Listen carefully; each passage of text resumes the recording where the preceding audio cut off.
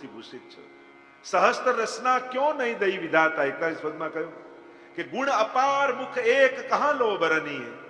આપના ગુણ અપાર છે અને અમારું મુખ એ જ એક છે. આ તો અન્યાય કહેવાય. કોઈ નાનકડી ચમચી આપે ને એમ કે આખા સાગરને ઉલેચીને બતાવો, એ સંભવ નથી હોતું. એમ અમારી એક જીવવાથી આપના અનંત ગુણોનું ગાન કેમ કરી શકે? અનંત ગુણ ભૂષિતે શિવ વિરંચિદે વસ્તુતે. શિવજી અને બ્રહ્માજી દ્વારા આપની સ્તુતિ થયેલી છે. ઘના ઘન નિભે સદા ધ્રુવ પરાશરાભિષ્ટ દે. અને ઘના ઘન નિભે, આપની શોભા કેવી છે? ઘના ઘન, ઘનઘોર જેમ વરસવા વાળા વાદળ હોય ને, ઘણી વાર લોકો યમનાષ્ટક બોલતા હોય તો ઘના ઘન ની જગ્યાએ ધના ધન નિભે સદા. એમ ઘ ને ધ માં ફરક હોય. જે ધનાધન બોલે એની જોડે પછી ધનાધન જ થાય. તો યમુનાજી તો ઘના ઘન, એ કાળા વરસવા વાળા વાદળો જેવી શોભાને ધારણ કરવા વાળા. ધ્રુવ પરાશરાભિષ્ટ દે. ધ્રુવજી અને પરાશરને અભિષ્ટ ફળ આપનાર. આપણે એમ માનીએ છીએ ને કથા સાંભળી છે કે ધ્રુવજીએ તપ કર્યું અને ઠાકોરજી પ્રસન્ન થઈ ગયા અને ધ્રુવલોક આપ્યો. અરે આવું તપ તો હજારો ઋષિઓ કરાય છે, બધાને કેમ નથી મળતું? કેમ ધ્રુવજીને જ મળ્યું? મહાપ્રભુજીએ કહ્યું ધ્રુવજીએ તપ તો કર્યું એ તો બરાબર, પણ એનાથી પણ મોટી વાત છે રોજ યમુનાજીના પાન કરે. અને યમુનાજીના પાન કરે, મધુવનમાં તપ કર્યું ને, યમુનાજીના તટ ઉપર તપ કર્યું, નિત્ય યમુનાજીના પાન કરતા. અને યમુનાજી તો સર્વ પ્રતિબંધોને હરનારા છે, મુકુંદ રતિ વર્ધિની છે. એટલે કેવલ તપને કારણે ઠાકોરજી પ્રસન્ન નથી થયા, પણ યમુનાજીના પાન કર્યા અને યમુનાજીની કૃપાને કારણે ઠાકોરજી જલ્દી પ્રસન્ન થઈ ગયા. એટલે કહ્યું ઘના ઘન નિભે સદા ધ્રુવ. અને બીજું કહ્યું પરાશરા. પરાશર કોણ છે? તો કે વ્યાસજીના પિતા. સંધ્યાકાળનો સમય હતો, મત્સ્ય ગંધ્યા નામની કન્યા ન કરવાનું કૃત્ય થયું. સંધ્યાકાળ હતો તો કોઈ અસુર પેદા થવો જોઈએ, પણ યમુનાજીનું તટ હતું એટલે કોઈ અસુર ન પેદા થયો. પણ ભગવાનના જ્ઞાન અવતાર એવા વ્યાસજી પ્રગટ થયા. અને એટલા માટે ધ્રુવજી અને પરાશરને અભિષ્ટ ફળ આપનારા શ્રી યમુનાજી છે. એમ કહી આગળ કહ્યું કે વિશુદ્ધ મથુરા તટે સકલ ગોપ ગોપી વૃતે. સકલ ગોપ ગોપીઓથી યમુનાજી સદાય આવૃત છે. એવા યમુનાજી કૃપા જલધિ સંશ્રિતે મમ મનસ સુખમ ભાવય. જે કૃપા સાગરનો આશ્રય કરે છે એવા શ્રી યમુનાજી મારા મનને સુખ થાય, આનંદ થાય એવું કરે. અને આ જયારે પણ શ્લોક આવે ત્યારે આપણને કિશોરીબાઈ યાદ આવે. રોગ લાગ્યો, શીતળા નીકળ્યા, આંખો જતી રહી, શરીર કૃશ થઈ ગયું. પહેલા તો રોજ આખો યમનાષ્ટક કરતા, હવે તો એ ભૂલાઈ ગયું.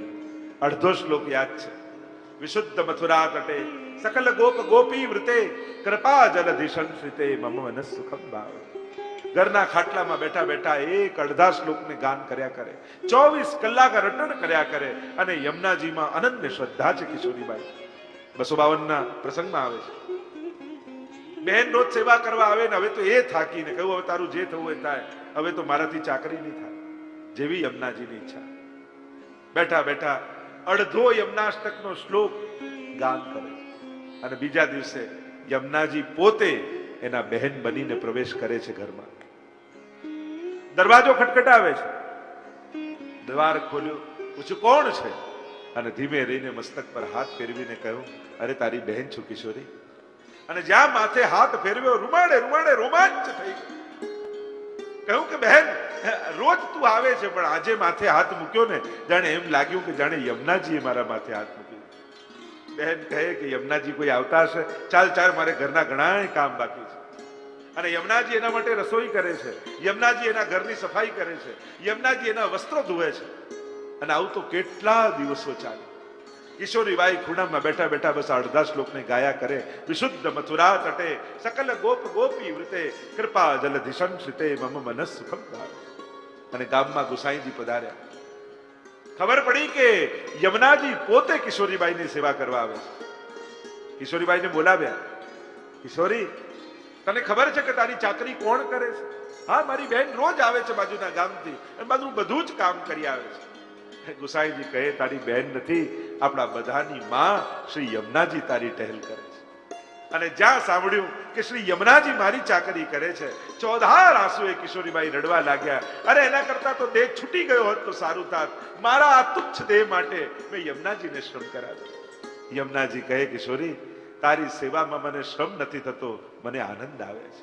જે મારા યમનાષ્ટકના અડધા શ્લોકનું પણ ગાન કરે એની સેવામાં મને આનંદ આવે. તો વિચાર કરો, જે આખો યમનાષ્ટક કરતા હશે, યમુનાજી એના પર કઈ કૃપા નહીં. ઘણી વાર લોકો કે અમારું સંસ્કૃત સારું નથી, અમને વાંચતા બરાબર આવડતું નથી, અમને અમારી ભૂલો થાય છે. એ ભૂલો તમને દેખાય છે, યમુનાજીને નથી દેખાતી. આપણી કરેલી ભૂલો આપણને દેખાય છે, યમુનાજીને ક્યારેય નથી દેખાતી, ઠાકોરજીને ક્યારેય નથી દેખાતી. જો પ્રભુનું એક પ્રભુ માટે આપણે એક વિશેષણ વાપરતા હોઈએ છીએ. અમારા ઠાકોરજી ઉત્તમ વસ્તુના ભોગતા છે. આપણે એમ કહીએ ને, ઉત્તમ વસ્તુના, એટલે આપણે એમ માનીએ કે જે સારામાં સારું હોય ઠાકોરજીને ધરવા, ઉત્તમ વસ્તુના ભોગતા. તો ઉત્તમ વસ્તુના ભોગતા એટલે કેવલ સારી વસ્તુ જ ગ્રહણ કરે એ વસ્તુ પૂરતું જ નથી. તમારામાં જે સારું હશે એનું ગ્રહણ કરશે. જો ઘણીવાર તમારું મન સેવામાં ન હોય પણ શરીરથી બધો જ ક્રમ કરતા હોય, તમને એમ થાય કે આજે મન સેવામાં નતું, ઠાકોરજીએ સેવા સ્વીકારી નહીં હોય. અરે ના, તમારી ક્રિયા તો ઉત્તમ હતી ને. ઠાકોરજી જુએ આજે મન ઉત્તમ છે કે ક્રિયા. જો ક્રિયા ઉત્તમ છે તો ક્રિયાનું ગ્રહણ કરે. જે દિવસે મન ઉત્તમ હોય તો મનનું ગ્રહણ કરે. ભાગવતમાં બધા પૂતનાની કથાને જાણો છો. પૂતના વિષ લગાવીને આવી ભગવાન પાસે, અને આવી હતી મારવા માટે. અભાવ નતો, કુભાવ હતો, મારવાનો ભાવ હતો. ઠાકોરજીએ શું વિચાર્યું? આ વિષ લગાવીને, પણ આની ક્રિયા માં જેવી છે. ભાવ સારો નથી, ભાવ તો મારવાનો છે, અસુરનો ભાવ છે, પણ ક્રિયા માં જેવી છે. પ્રભુ તો ઉત્તમ વસ્તુના ભોગતા છે ને. એને કઈ ગતિ આપી? અસુરની કે માની? ધાતૃચિતામ તતોન્યમ કંબા દયાલુ શરણમ બ્રજેમાં. ભગવાને જોયું અત્યારે આનામાં ઉત્તમ શું છે, ક્રિયા કે ભાવ? અરે ભાવ તો મારવાનો છે, મારે નથી જોવું. ક્રિયા માની છે, લાવ માની ક્રિયા ગ્રહણ કરું. અને માની ક્રિયા ગ્રહણ કરી એને ગતિ માની આપી. એમ પ્રભુ ઉત્તમ વસ્તુના ભોગતા છે. જે દિવસે તમારો ભાવ ઉત્તમ હશે તો ભાવ ગ્રહણ કરશે. જે દિવસે તમારો પાઠ ઉત્તમ હશે તો પાઠને ગ્રહણ કરશે. જે દિવસે તમારી ક્રિયા ઉત્તમ હશે તો ક્રિયાને ઉત્તમ ગ્રહણ કરશે. જે આપણામાં ઉત્તમ હોય ઠાકોરજી એનું જ ગ્રહણ કરે. એટલે જ પ્રભુ છે ઉત્તમ વસ્તુના ભોગતા. કેવલ સારી વસ્તુ જ વાપરે એવું નહીં, તમારામાં જે સારું હશે ઠાકોરજી એને સ્વીકારી. આમ યમુનાજી કૃપા કરે છે અને કિશોરીબાઈ પર કૃપા કરી છે. આગળ ગાન કરતા શ્રી મહાપ્રભુજી ગાન કરે યમનાષ્ટક. યમનાષ્ટક પ્રાય મોટા ભાગે લોકો જાણતા હોય છે, એટલે બહુ વિસ્તાર નથી કરતો. યયા ચરણ પદ્મજા મુરરીપો પ્રિયમ ભાવુકા. જેમ ગંગાજી ઠાકોરજીને પ્રિય થયા, સમાગમન તો ભવત સકલ સિદ્ધિદા. અને જ્યારથી ગંગાજીને યમુનાજીનો સમાગમ થયો ત્યારથી ગંગાજીમાં પણ સર્વ સિદ્ધિઓ આવી. એ યમુનાજીના સમાગમ માત્રથી ગંગાજીએ પણ એ પરમ સિદ્ધિને પ્રાપ્ત કરી છે. તયા સદૃશતામિયા. અને આપની સરખામણી તો લક્ષ્મીજી સિવાય કોની સાથે કરી? પણ આપનું તો કથા એના કરતા પણ અધિક છે. કારણ લક્ષ્મીજી પણ વ્રજમાં દાસી બનીને રહેવા આવી, વૈકુંઠ છોડી. અને અહીંયા આપ તો ચતુર્થ યુથના અધિપતિ છો. આપની સેવામાં શ્રી લક્ષ્મીજી છે. એમ કહી મહાપ્રભુજી સમજાવે, હરિપ્રિય કલિંદયા મનસી મે સદા સ્થિયતામ. સદાય મારા મનમાં બિરાજો. એ હરિપ્રિય કલિંદયા. કલિંદયા શબ્દ વાપરો. કલિંદ્યતિ ખંડયતિ તિ કાલિંદી. આપનું નામ છે કાલિંદી. કલિયુગના દોષોનું જે ખંડન કરે એ જ કાલિંદી છે. કલીના દોષો શું છે? ઘણા બધી ચર્ચાઓ ભાગવતજીમાં, કૃષ્ણાશ્રયમાં કલિયુગના દોષો. પણ કલિયુગનો સૌથી મોટો દોષ છે ક્લેશ. માણસના પ્રત્યેક મનુષ્યના જીવનમાં ક્લેશ છે. કોઈ ને કોઈ પ્રકારથી ક્યાંક ને ક્યાંકથી ક્લેશ આવી જાય. માણસ જ્યાં આનંદ માટે જતો હોય ત્યાંથી પણ ક્લેશ લઈને પાછો આવે. આ કલિયુગનું લક્ષણ છે. અને એને દૂર કરવા માટે શ્રી યમુનાજીનો આશ્રય કરજો. શ્રી યમુનાજી આ કલીના દોષોનું નિવારણ કરવાવાળા છે. આગળ ગાન કરતા શ્રી મહાપ્રભુજી આજ્ઞા કરે, નમોસ્તુ યમુને સદા તવ ચરિત્રમત્યદ્ભુતમ. યમુનાજીને સદા નમન છે. કેમ? કારણ કે આપના ચરિત્ર અદ્ભુત છે. અને અદ્ભુત કોને કહેવાય? અસાધનમ સાધનમ કરોતી ઇતિ અદ્ભુતમ. જે ભક્તિનું સાધન ન હોય એને પણ સાધન બનાવી અને ભગવાન યા યમુનાજી એનો ઉદ્ધાર કરી દે. જેમ અજાણે અધર્મી નાહી ગયો તો એ માએ કર્યો ઉદ્ધાર. આપણે દોડમાં ગાઈએ છીએ કે કોઈ વ્યક્તિ જતા જતા એને થયું લાવ સ્નાન કરી લઉં અને તરસ લાગી છે તો પાણી પી લઉં, અને યમુનાજીના કિનારે જતો હતો અને સ્નાન કરવા માટે કોઈએ ડૂબકી લગાવી અને તોય યમુનાજી એને કલ્યાણ કરી દે, એનો ઉદ્ધાર કરી દે. આ જ યમુનાજીની અદ્ભુતતા છે. નાનારને જ્ઞાન નથી પણ નવડાવનારને જ્ઞાન છે કે મારે તો આના પર કરુણા જ કરવાની છે. એના સમસ્ત પાપોને નિર્મૂલ કરી દે એવા શ્રી યમુનાજી અદ્ભુત ચરિત્રવાળા છે. જેમ ઠાકોરજી અદ્ભુત ચરિત્રવાળા. શિશુપાલે 100 ગાળો આપી ભગવાને વિચાર કર્યો, તે મને 100 વાર યાદ કર્યો, લાવ તારો ઉદ્ધાર કર્યો. અને ભગવાન એનો ઉદ્ધાર કર્યો.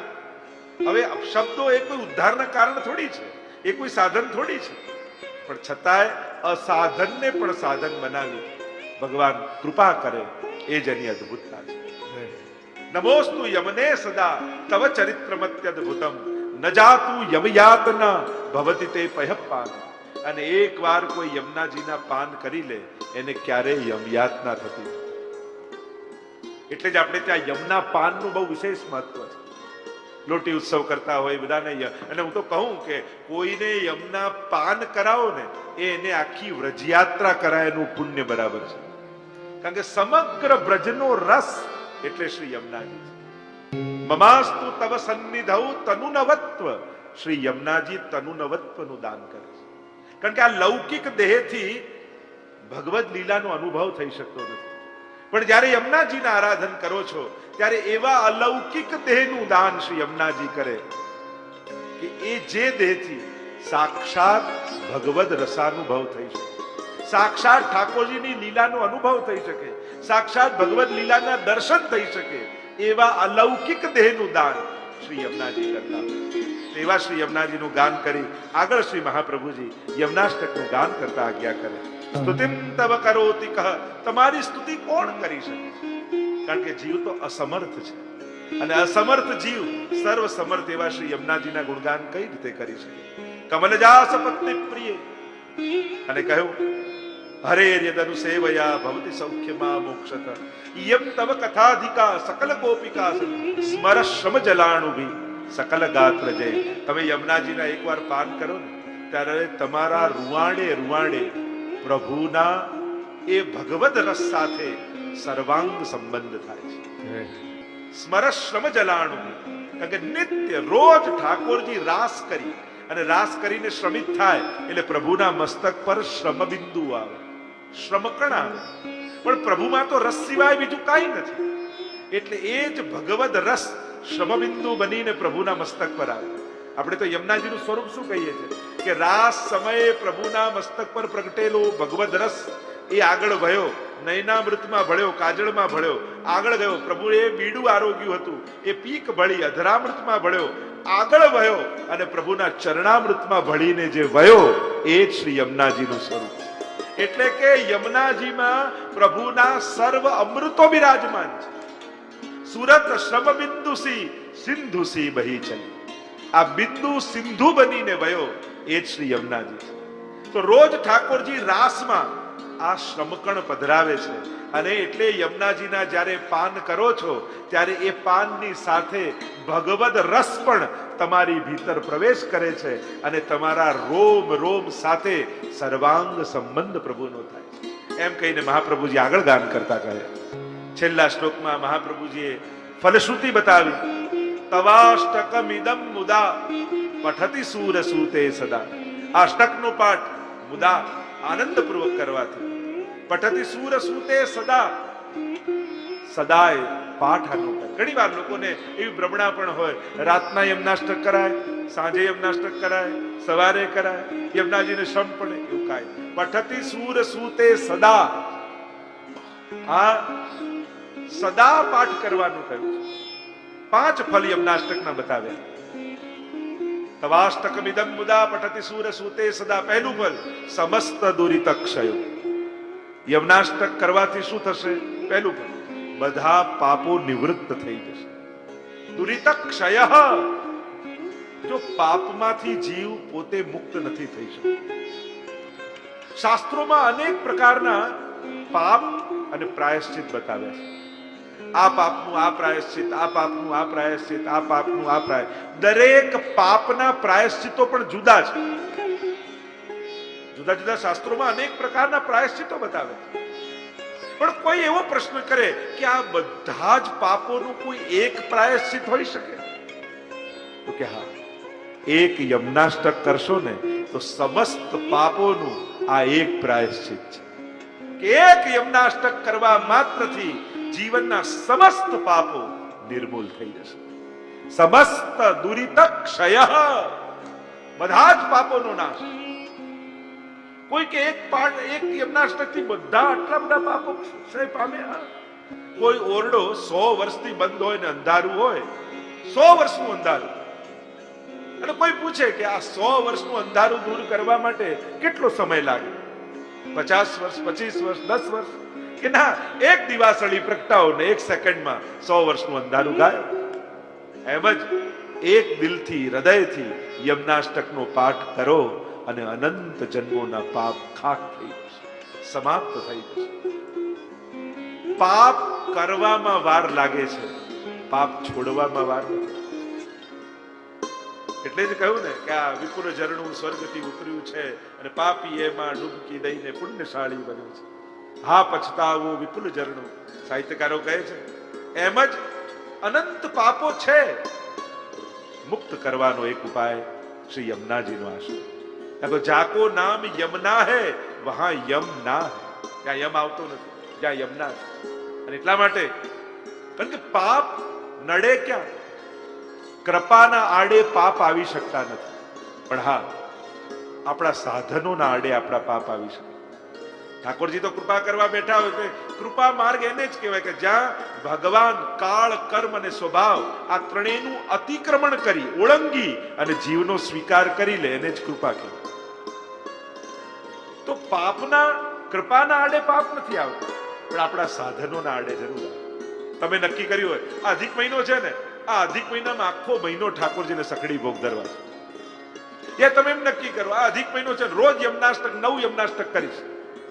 2 દિવસ બહુ સારું ચાલે, અને પછી ત્રીજા દિવસે ઓ આજે તો અહીંયા તો જવું જ પડશે, એમ કાલે 18 કરી લો એટલે 9 થઈ જાય. અને પછી ગુણાકાર ચાલ્યા જ કરે પણ પૂરા ન થાય. ત્યારે માનવું મને મારા અપરાધ નડે. નક્કી કર્યું હોય કે ચલો એમ તો સેવા નથી કરતો, પણ અધિક મહિનો છે તો રોજ ઠાકોરજીની જારી ભરીશ. 2 દિવસ બહુ સારું ચાલે, અને જે દિવસે તમારી સેવા પડે ત્યારે કારણ બીજું કોઈ નથી. આપણે શું બીજાને માથે ઢોળી દઈએ, આ પેલાને ત્યાં જવું પડ્યું, કે પેલો આવી ગયો, કે અહીંયા જવું હતું. બીજું કોઈ કારણ હોતું નથી. હંમેશા એમ વિચારું મને મારા અપરાધ નડ્યા, મને મારા પાપ નડ્યા. કારણ કે લોકો તો નિમિત્ત બનતા હોય છે, પ્રેરણા તો આપણા પાપ જ આપતા હોય છે. એટલે હંમેશા જ્યાં સુધી આપણે બીજાને જવાબદાર માનતા રહીશું ને ત્યાં સુધી આપણે છટકતા રહીશું. જે દિવસે આપણે પોતાની જાતને જવાબદાર ગણીશું ને, એ આપણા દુઃખના કે પાપના કે આપણા પુણ્યથી ન કરી શકવાના કારણરૂપ હું પોતે જ છું, એ દિવસે પરિવર્તનની શરૂઆત થઈ જશે. એટલે જ્યારે કાંઈ પણ ન થાય, ભલે કોઈ વ્યક્તિ, સંજોગ, કોઈ કારણ બન્યું હોય, પણ ક્યારે સામેવાળા પર આરોપણ નહીં કરવું. પોતાને જ કારણ મારા જ કોઈ દોષ હશે કે હું ન કરી શકું. તો સમસ્ત દુરિત ક્ષયો. બીજું ભવતી વય મુકુંદે રતિ. પ્રભુમાં પરમ પ્રેમ પ્રગટાવે યમુનાજી. રોજ યમનાષ્ટક કરવાથી ઠાકોરજીમાં ભાવ પ્રગટે છે. તયા સકલ સિદ્ધયો. ત્રીજું ફળ સકલ સિદ્ધિનું દાન યમુનાજી કરે છે. અને સકલ સિદ્ધિઓની વાત જે મેં ગઈકાલે કરી, 4 સંયોગાત્મક સિદ્ધિ, 4 વિપ્રયોગાત્મક સિદ્ધિ, સાક્ષાત ભગવત દર્શન, સાક્ષાત લીલામાં પ્રવેશ, સાક્ષાત લીલા રસનો અનુભવ, આ જે સિદ્ધિઓ છે એ યમુનાજી દાન કરે. તયા સકલ સિદ્ધયો ચોથું ફળ મુરરી પુષ્ટ સંતુષ્યતિ, પ્રભુને પરમ સંતોષ. અને પાંચમું ફળ સ્વભાવ વિજયો ભવે, સ્વભાવ ઉપર વિજય યમુનાજી. કારણ કે માણસને બીજા ઓછા નડે, પોતે જ વધારે પોતાને નડતો હોય છે. માણસ ઓફિસમાં 100 જણાને કંટ્રોલ કરી લેતો હોય, પણ એ બોસને પોતાના ઉપર કંટ્રોલ ના હોય, સ્વભાવને. એટલે જ એકાદશ સ્કંદમાં ઉદ્ધવ ભગવાનના સંવાદમાં સુંદર વાત આવી. કિમ શૌર્ય, શૌર્ય કોને કહેવાય? તો કે સ્વભાવ વિજય શૌર્ય. બીજાને જીતવા બહુ સહેલા છે, પણ આ જાતને જીતવી બહુ અઘરી છે. યમુનાજી સ્વભાવ ઉપર વિજય આપે. અને ટીકામાં આચાર્યોએ કહ્યું કેવલ જીવનો જ સ્વભાવ નથી બદલતા, ભગવાનનો પણ સ્વભાવ બદલી દે. કે ભગવાનનો કઈ રીતે? કે પ્રભુનો સ્વભાવ કેવો છે? મુક્તિ આપવામાં ભગવાન બહુ ઉદાર છે, પણ ભક્તિ આપવામાં બહુ કંજૂસ છે. પ્રભુ જલ્દી ભક્તિ ના આપે. કારણ કે મુક્તિ આપે ને તો કે તું છૂટો તો તારાથી હું છૂટો, પણ ભક્તિ આપે તો શ્યામ લગ્યો સંગ ડોલેરી માઈ, ભક્ત કરુણામય વિરહ કાતર કરુણામય ડોલક પાછે લાગે. ભક્તિ સૂત્રોપનદ્ધ, જેને ભક્તિનું દાન કરે તો ઠાકોરજી એની પાછળ પાછળ જવું પડે. કારણ કે યોગ ક્ષેમમ મહામ્યહમ, ગીતાજીના ભગવાનના વચન છે કે જે અનન્ય ભાવે મને ભજે છે એનું યોગ અને ક્ષેમ હું કરી આપું. એટલે પછી તો પ્રભુએ એને આધીન થઈ જવું. એટલે પ્રભુ જલ્દી ભક્તિ નથી આપતા, પણ જે યમનાષ્ટકનો પાઠ કરે છે ઠાકોરજી એને ભક્તિનું દાન કરવાનું. સ્વભાવ વિજયો ભવે વદતિ વલ્લભ શ્રી હરે. એ શ્રી વલ્લભ શ્રી મહાપ્રભુજી સાક્ષાત વદના અવતાર, પ્રભુના મુખારવિંદનું રૂપ એવા શ્રી વલ્લભ આ કહી રહ્યા છે.